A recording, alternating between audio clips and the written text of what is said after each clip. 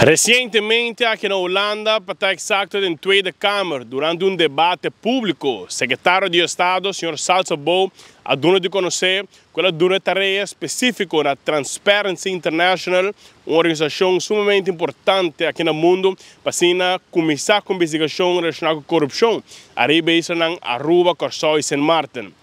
Conversar com o secretário de Estado para contar-nos pouco mais o motivo, sua motivação para começar a fazer uma tarefa para dirigir uma investigação a Rebeiselang e seguro Aruba.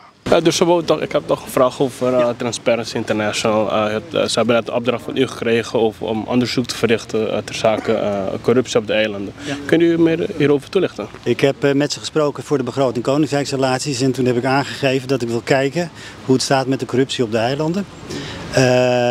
Want Transparency International die meet wereldwijd in 150 landen, waaronder ook Europees Nederland. Maar niet op de eilanden. Ik heb wel begrepen dat rond 2013 de onderzoeken zijn geweest, ook vanuit Transparency International, maar dat daar nooit vervolg op is geweest. We doen wel traject als het gaat om integriteit, maar we weten niet echt wat de nulmeting is geweest. Dus ik kan niet op basis van geen nulmeting echt daar ondersteuning leveren. Dus vandaar dat ik Transparency International heb gevraagd om hiernaar te kijken. Daar gaan we de komende weken, maanden mee aan de slag. En ik heb ook richting Kamer aangegeven dat ik eigenlijk zo snel mogelijk een nulmeting wil hebben. In ieder geval voor de begroting volgend jaar, opdat we daar conclusies uit kunnen trekken. Waarom eigenlijk? Voor de eilanden, een soort onderzoek? Nou, het geldt ook voor Nederland. En Transparency International die gebruikt een schaal van 0 tot 10. Nou, Nederland haalt meestal een 8 of een 9. Dus toen had ik zoiets van, zitten de eilanden daar ook bij? Nou, die zaten er niet bij. We weten dat daar ook wat problemen zijn, ook rond integriteit en corruptie. Hè. Iedere keer lees je wel iets in de krant, dus ik wil daar gewoon een goed overzicht van hebben.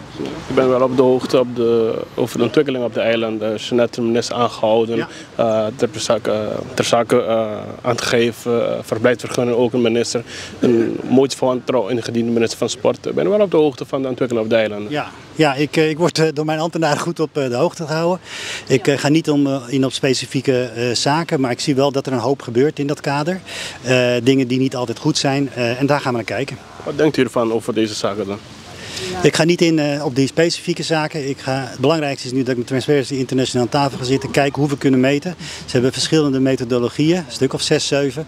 En daar gaan we de beste uithalen, opdat ik dan volgend jaar ook in de Kamer kan aangeven wat ik eraan ga doen. En ik heb ook bijvoorbeeld op Sint Eustatius gesproken. Daar is binnenkort ook een bijeenkomst op dit onderwerp. Ik heb ook aangegeven dat ik met Transparency aan tafel ga zitten. En Sint Eustatius, zoals ik nu al heb begrepen, wil zelf ook Transparency al uitnodigen voor die bijeenkomst. Dus dat zijn goede stappen. Ik wil, wat ik al aangaf, nulmetingen hebben. En die duren wel een tijdje.